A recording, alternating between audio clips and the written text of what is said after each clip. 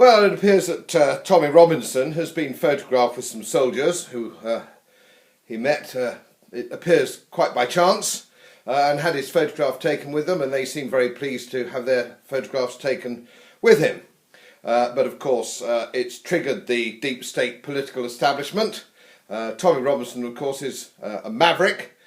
He's deeply unpopular with mainstream political parties, and it hasn't taken long before the army felt that they needed to make a statement that anything to do with their values, or which isn't in keeping with British Army values, is going to be investigated. Well, no. Okay, let me tell you a few things about army values, because I've spent a little bit of time in the army, not great distinguished service, I don't pretend it was.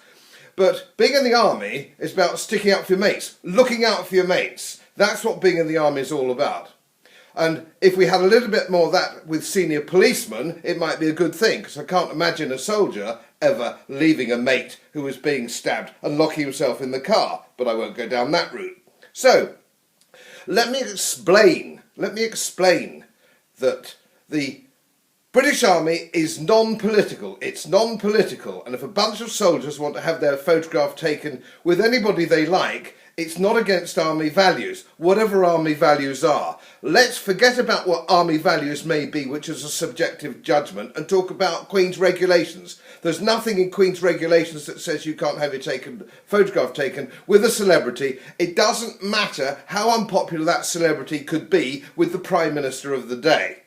So let's stop all this humbug, and if the British Army's got time to investigate something, if they want to get involved in politics, which I counsel that they shouldn't, they might spend some time trying to protect the veterans who are being hounded by this government for their service years ago in Northern Ireland.